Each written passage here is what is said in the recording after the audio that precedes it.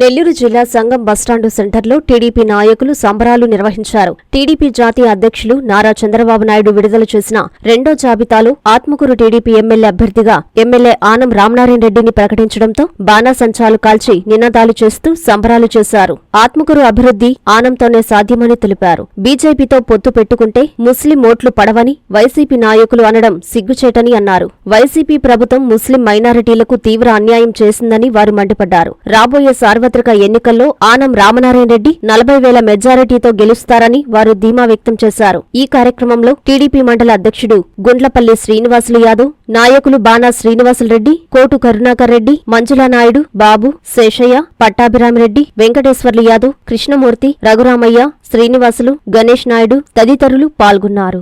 Telugu Desam party జాతీయ అధ్యక్షులు Nara Chandrababu Naidu Telugu Desam party రెండవ జాబితా విడుదల సందర్భంలో మన ఆత్మ నియోజకవర్గానికి మన గౌరవనీయులు మాజీ మంత్రివర్యులు ఆనం రామరెడ్డి గారిని సీటు ఇచ్చేటతో ఈరోజు ఈ సంబరాలు జరుపుకుంటున్నాము.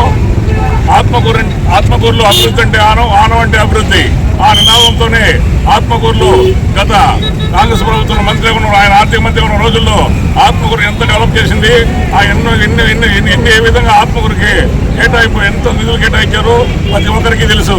ఆ విధంగా ఈరోజు అవతల ఎమ్మెల్యే ఆయన అంటాడు రామనాయుడు టికెట్ వస్తున్నా 10,000 మెజార్టీ వస్తుంటాడు. ఇప్పుడు చెప్తున్నా ఛాలెంజ్ తెలుగుదేశం పార్టీ 30,000 తెలుస్తుంది. బీజేపీతో పొత్తంటే బీజేపీతో అన్నాడు ముస్లింస్ ఓట్లు పోతున్నాడు. ఎవరు బీజేపీలో ముస్లింస్ ఓట్లు ఎక్కడ పోలా. ఈ రోజు నీ పార్టీ మోసం చేసింది, మైనార్టీలు మోసం చేసింది.